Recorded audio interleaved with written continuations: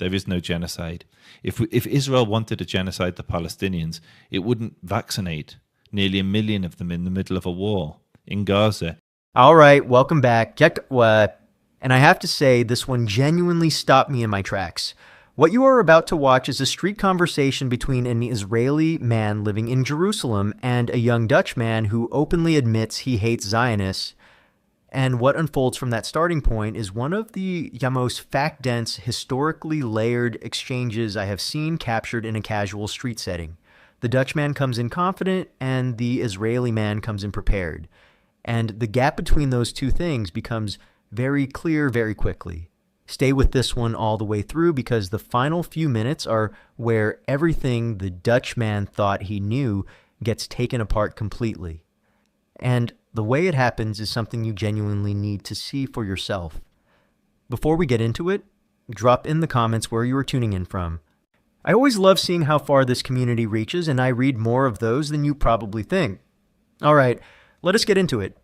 But in Europe, you're not given this history. You're told that European Jews came, stole the houses of Arabs who'd been living there since time immemorial, massacred huge numbers of them because Jews are just bloodthirsty. We just love to kill people. The reality is the inverse. The Jews have been a persecuted minority wherever we live. We tried living in your country, the Netherlands. It didn't fare well for us. We tried living in other European nations. We tried living in Arab nations, and we were always massacred. We have no claim to any land in the world other than Israel. It's where we became a nation. We had a kingdom there, and we lived in that land for over 1,000 years as the majority population, as the sovereign.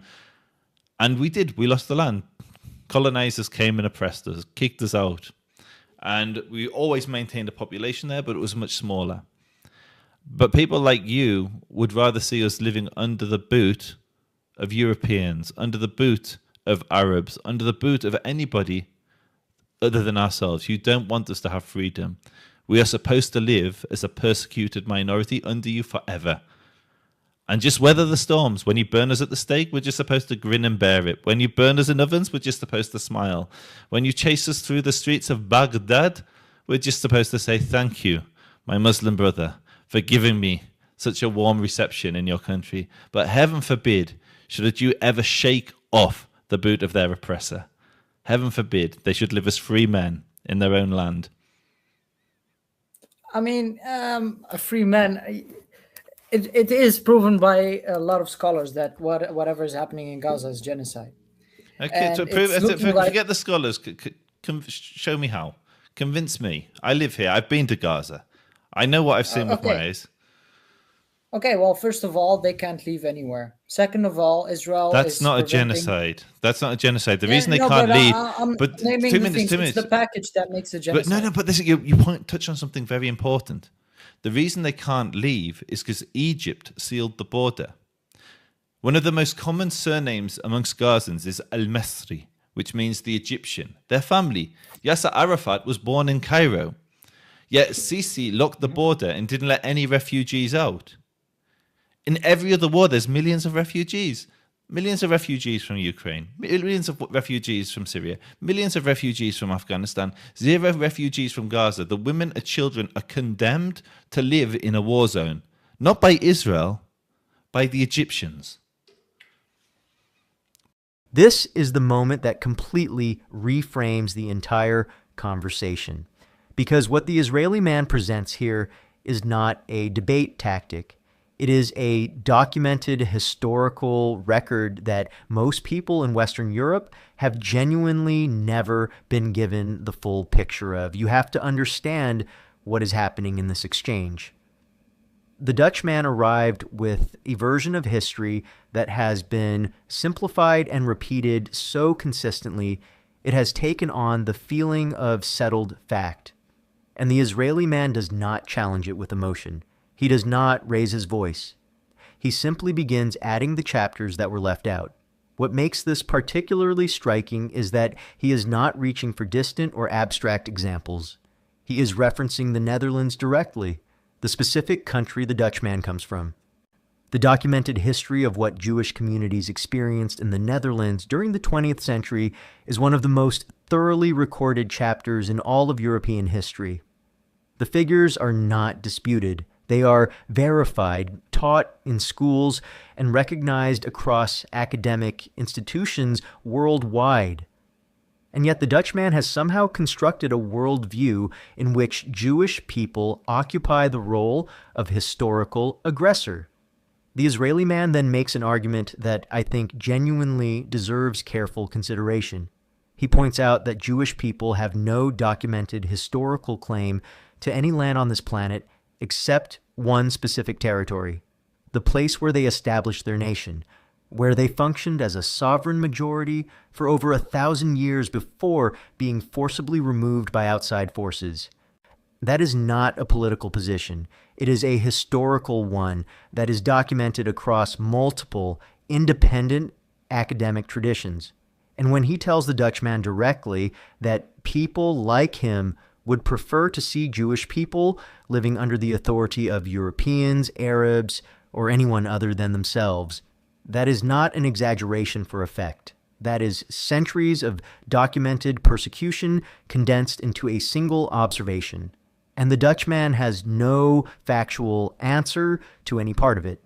But that's not a genocide, but continue.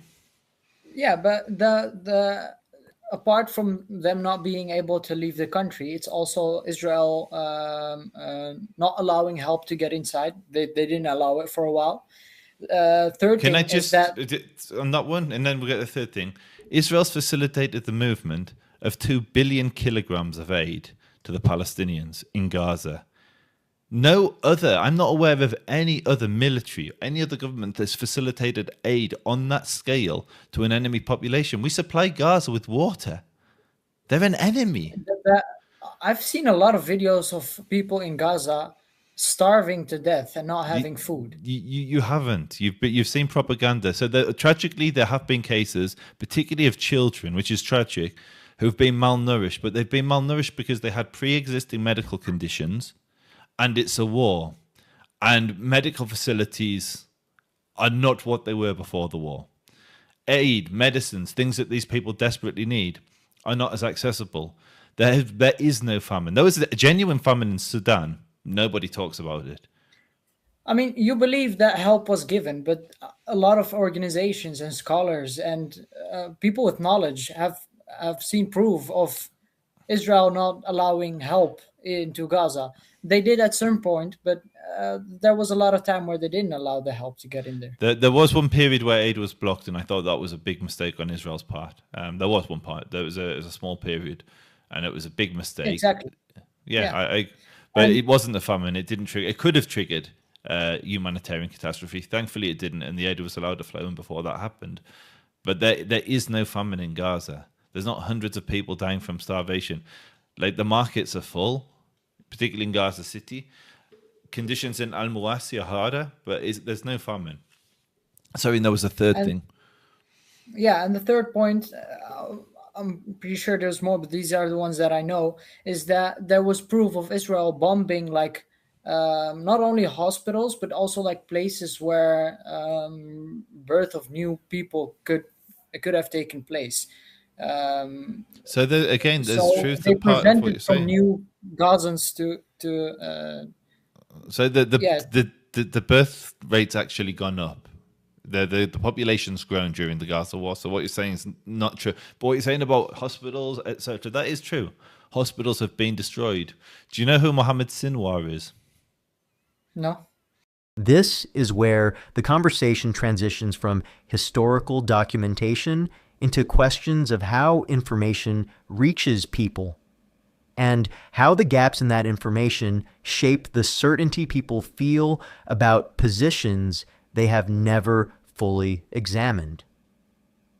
The Dutchman presents what he considers his strongest point, and instead of arguing against the framing directly, the Israeli man redirects the entire conversation by introducing a party the Dutchman had never once factored into his analysis.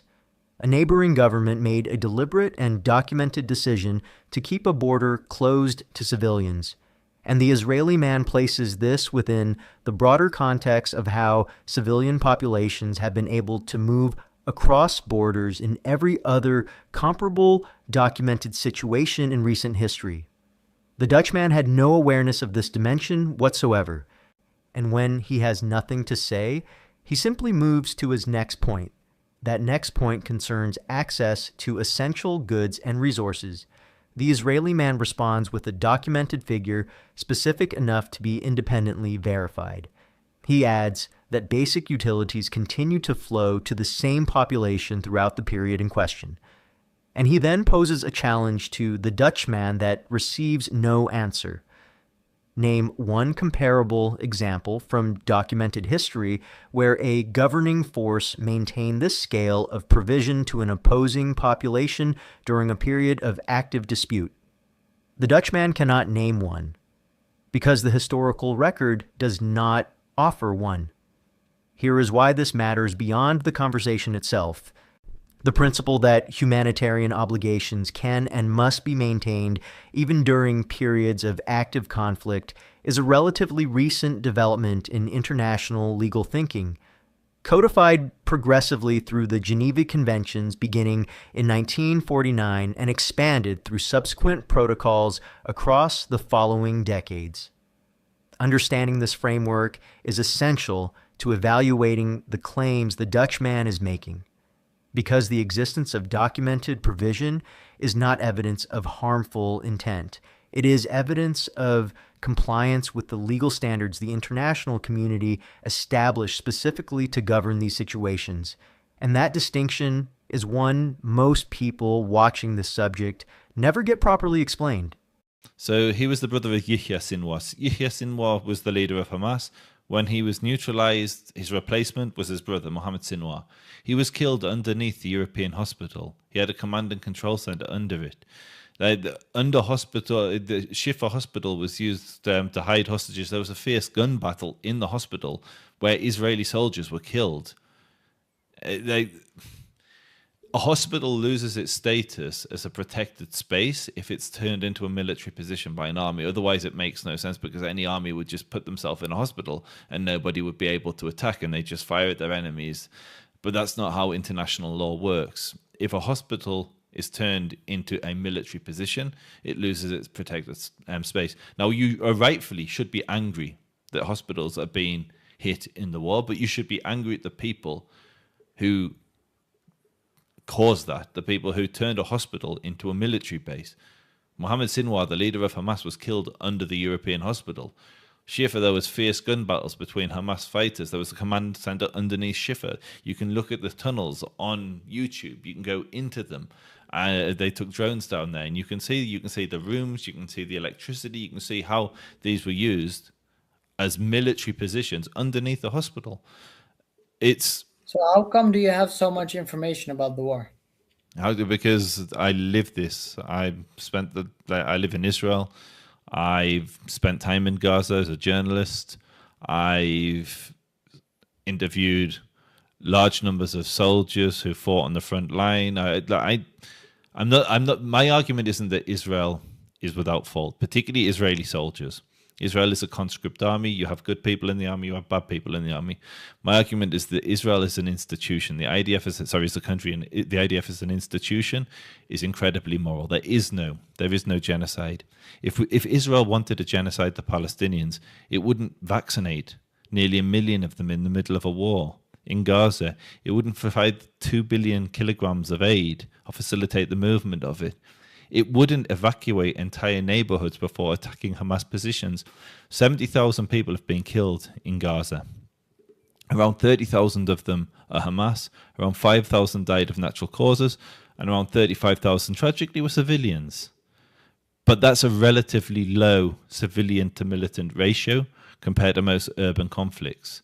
And so you've seen images of Gaza, places like Khan Yunis and Rafah, which have just been leveled.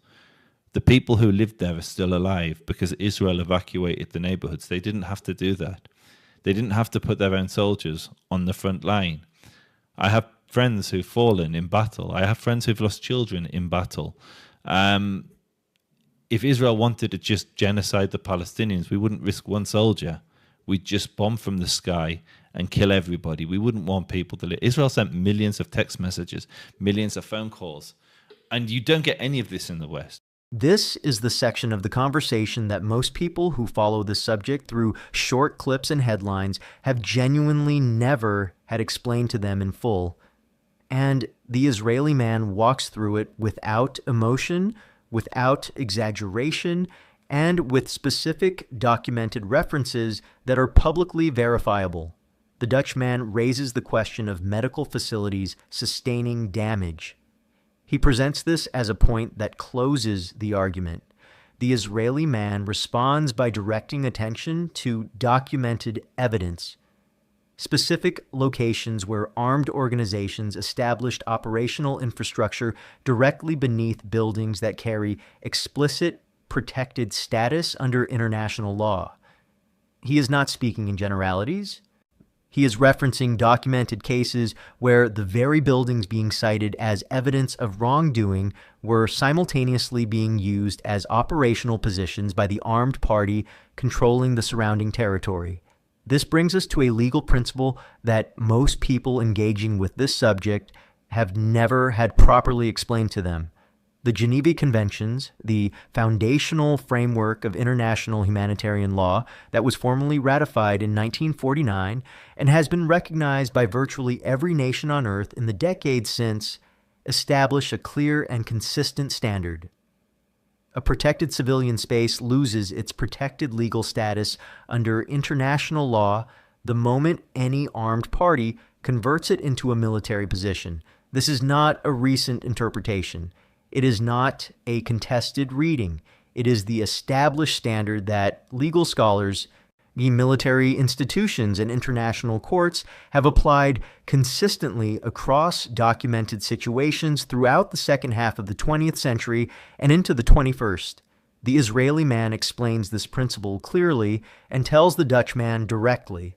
The concern about what happened to those buildings is understandable, but the question of legal responsibility has a documented answer that has been codified for over 70 years. The Dutch man then asks how the Israeli man has access to all of this information, and the answer to that question is more significant than the question itself. He lives in the region. He spent time there working as a journalist. He has conducted direct interviews with people who served in frontline positions. He is not drawing conclusions from social media clips or summarized headlines. He has firsthand access to ground-level information that consistently fails to make it into the version of events presented to audiences in Western Europe. And that is ultimately what this entire exchange is about. The Dutch man arrived with genuine conviction. That conviction was sincere, but it was built on a picture that was missing significant portions of documented reality, and watching those portions get added back in calmly, systematically, without anger or performance is what makes this one of the most instructive conversations of this kind that I have encountered. Conviction built on incomplete information will always be exposed by someone who has taken the time to find the rest of the picture. So what do you guys think of this? Leave your thoughts down in the comments. Please like and subscribe. And I will see you in the next video.